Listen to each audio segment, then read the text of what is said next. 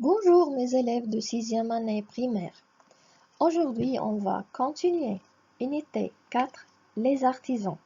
النهاردة إن شاء الله هنكمل مع بعض الوحدة الرابعة اللي هي كانت بعنوان les artisans أو الحرف.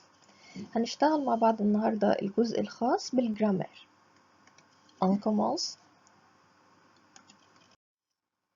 Qu'est-ce qu'on va travailler aujourd'hui؟ هنشتغل إيه إن شاء الله النهاردة؟ هنشتغل زمن اسمه le présent. Qu'est-ce que ça veut dire le présent؟ يعني ايه le présent؟ le présent يعني المضارع، ودي حاجة احنا واخدين عنها فكرة قبل كده وعارفينها كويس. هنراجع على جزء صغير فيها وبعدين نشتغل الجزء الجديد. بداية on doit savoir c'est quoi le présent؟ ايه هو le présent؟ c'est un temps، هو زمن qui exprime une action qui se passe maintenant. هو زمن بيعبر عن حدث بيحدث الآن، يعني الحاجة اللي بتحصل دلوقتي، الحاجة اللي احنا بنعملها دلوقتي. Comme on a dit en classe, on a 3 groupes du verbe en français. زي ما اتفقنا في الكلاس إن أنا الأفعال عندي في اللغة الفرنسية بتتقسم ل3 مجموعات. فاحنا هنبدأ دلوقتي نعمل une petite révision sur les verbes du premier groupe au présent، ودي حاجة احنا اشتغلناها قبل كده. أفعال المجموعة الأولى لما نحب نصرفها في الزمن المضارع. بداية إيه هي أفعال المجموعة الأولى؟ Par exemple verbe chanter، chanter يعني يغني. verbe jouer، jouer يعني يلعب. verbe marcher يعني يمشي. regarder ينظر أو يشاهد. verbe parler يعني يتحدث. طيب لاحظنا في حاجة مشتركة بين مجموعة الأفعال اللي احنا جايبينها. أيوة، كل أفعال المجموعة الأولى se termine par ER. Comme on a dit، زي ما قلنا من شوية، les verbes du premier groupe، إن أفعال المجموعة الأولى بتميزها دايما النهاية بتاعتها، إن كل أفعال المجموعة الأولى بتنتهي بحرفين. إيه هما الحرفين؟ هما ال ER. لازم أفعال المجموعة الأولى تنتهي بالحرفين دول ال ER. طيب pour conjuguer les verbes du premier groupe au présent، علشان نصرف أفعال المجموعة الأولى في زمن ال présent، on va faire 2 étapes. هنعمل خطوتين. Première étape on supprime ER، هنحذف ال ER، يعني هنشوف الفيرب اللي موجود عندي، اجي عند اخر حرفين اللي هما ال ER ونحذفهم. طيب وبعدين الجزء اللي اتبقى بعد ما حذفنا ال ER on ajoute les terminaisons suivantes، هنضيف عليه النهايات التالية، ودي نهايات أفعال المجموعة الأولى في زمن المضارع اللي هي avec le pronom sujet je، مع ضمير الفاعل je بنضيف e. avec tu on ajoute es. avec il et elle on ajoute e. avec nous on ajoute ons. avec vous on ajoute ez. avec il avec s et elle avec s on ajoute ent. زي ما اتفقنا الفيرب اللي بينتهي بالER عشان نصرفه في زمن المضارع هنحذف آخر حرفين اللي هما الER.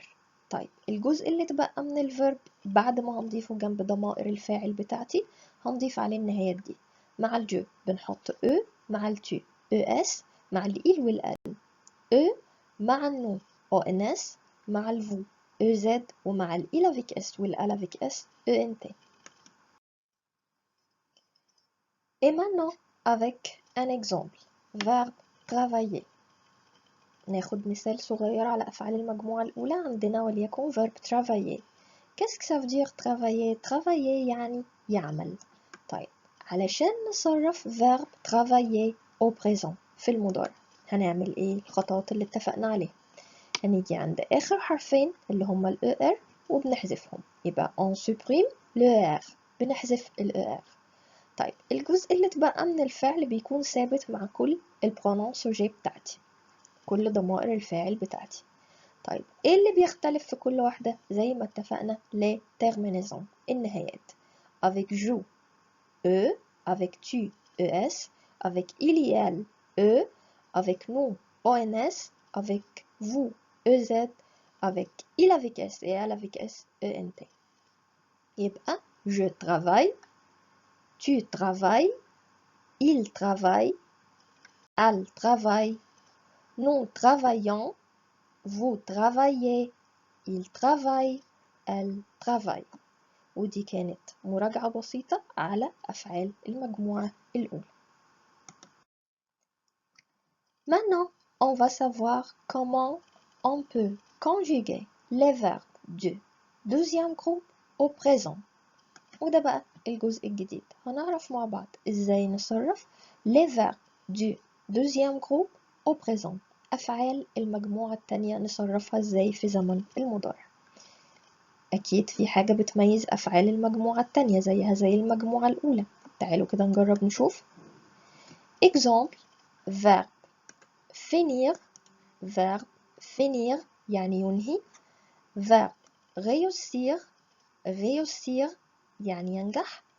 وverbe choisir، choisir يعني يختار. ايه الحاجة اللي بتميز أفعال المجموعة التانية؟ أفعال المجموعة التانية كلها بتنتهي بحرفين، هما ال ER، هما ال ER. يبقى les verbes du deuxième groupe se terminent par IR. Donc, pour conjuguer un verbe du deuxième groupe au présent, qu'est-ce qu'on va faire؟ علشان نصرف verbe من أفعال المجموعة التانية au présent هنعمل إيه؟ نفس الخطوات تقريبا اللي عملناها في المجموعة الأولى بالظبط. on supprime hier، هنحذف هنا برضو آخر حرفين، بس المرة دي بقى هنا هما ال ER مش ال ER. Après, on ajoute les terminaisons suivantes. وبعد كده برضو هنحط النهايات الخاصة بأفعال المجموعة التانية. يبقى on va faire deux étapes، هنعمل خطوتين. on supprime le IR، هنحذف ال IR. Après, on ajoute les terminaisons suivantes. وبعد كده هنحط النهايات التالية. طب ايه هي نهايات أفعال المجموعة التانية؟ Avec je, on ajoute IS. Avec tu, on ajoute IS. Avec il et elle, on ajoute IT. Avec nous, on ajoute ISSONS. Avec vous, on ajoute ISSEZ. Avec il avec S et elle avec S, on ajoute ISSENT. زي ما احنا شايفين هي طويلة شوية بس سهل. نفس الفكرة، هنحذف آخر حرفين في الفيرب بتاع المجموعة التانية اللي هو ال ER، والجزء اللي اتبقى بنضيف له نهاية معينة مع كل ضمير من ضمائر الفاعل. مع الجو بنحط ES، مع التو aussi بنحط ES، مع الإيل والأل بنحط ET، مع النو ESS، وبعد كده شبه نهاية المجموعة الأولى ONS، بس دي على بعضها الست حروف هي النهاية ESS ONS. مع الفو ESS EZ، ومع الإيل avec S والأل avec S نفس الكلام ESS ENT. Par exemple, verbe finir. Qu'est-ce que ça veut dire finir؟ finir يعني ينهي، وده verbe من فيربات المجموعة التانية أو من أفعال المجموعة التانية، وهنشوف إزاي نصرفه في زمن المضارع.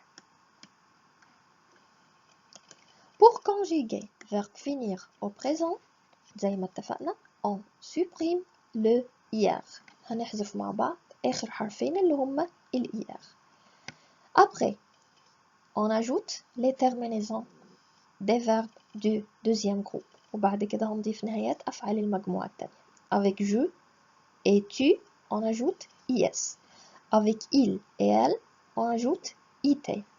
Avec nous, on ajoute ISS, ONS. Avec vous, on ajoute ISS, EZ. Avec il avec S et elle avec S, on ajoute ISS, ENT. On va lire le verbe ensemble. نقرأ le verbe مع بعض. Je finis, tu finis, il finit, elle finit, nous finissons, vous finissez, ils finissent, elles finissent.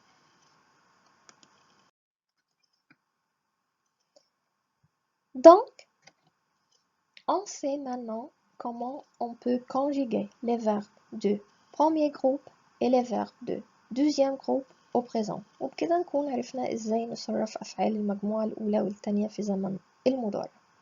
Maintenant, on va faire un petit exercice. هنعمل مع بعض exercice صغير. Choisis la réponse correcte. هنختار مع بعض الإجابة الصحيحة. Première phrase. Il point son devoir. Fini avec IS, fini avec IT, finissant avec ISS, ENS. Avec le pronom il مع الضمير il بتكون ايه نهاية الفعل زي ما احنا اتفقنا. Oui, c'est très bien. IT. Il finit son devoir. هو ينهي واجبه. Deuxième phrase. Je point à l'examen. Réussi avec IS, réussi avec IT, réussir à l'infinitif. في المصدر مش متصرفه. Avec le pronom je مع الضمير je. Le verbe se termine par oui, c'est très bien. IS. يبقى جو réussi à l'examen. أنا نجحت في الامتحان. Troisième phrase. Nous, point, nos parents. Obéis avec IS, obéissant avec ISS, ENS, obéissez avec ISS, EZ. Oui, le verbe avec le pronom nous. Oui, c'est très bien. Obéissant. يبقى nous, obéissant, nos parents, يعني إحنا بنطيع والدينا. Quatrième phrase. Elle point sa veste. Choisis avec IS, choisir à l'infinitif في المصدر. Choisis avec IT, avec le pronom elle. Oui, c'est très bien. C'est IT. Elle choisit sa veste. يعني هي اختارت الجاكيت بتاعها. Cinquième phrase. Tu point les chaussures. Vernir à l'infinitif. Vernis avec IS, vernis avec IT, avec le pronom tu. Oui, c'est très bien. Vernis avec IS. Tu vernis les chaussures يعني انت نظفت او لمعت الحذاء بتاعك. Deuxième exercice او deuxième activité طالب مني ايه في الاكزرسيس التاني. Conjugue verbe réussir au présent. طالب مني ان انا اصرف verb réussir يعني ينجح في زمن المضارع. زي ما اتفقنا réussir verb بينتهي بالER يعني verb مجموعة تانية. طيب هنصرفه ازاي في زمن المضارع؟ Quand on a dit on va supprimer l'IR هنحذف مع بعض آخر حرفين اللي هما الER. Après on ajoute les terminaisons وبعد كده هنحط النهايات. Avec je on ajoute IS. Avec tu on ajoute IS. Avec il et elle on ajoute IT. Avec nous on ajoute ISS ONS. Avec vous on ajoute ISS EZ. Avec il avec S et elle avec S on ajoute ISS ENT. وبكده نكون عرفنا ازاي نصرف verb réussir وهو verb مجموعة تانية في زمن المضارع. جو réussit, tu réussis, Il réussit, elle réussit, nous réussissons, vous réussissez, ils réussissent, elles réussissent. C'est tout pour aujourd'hui. Merci beaucoup à vous. À la prochaine fois, Inch'Allah. Merci et au revoir.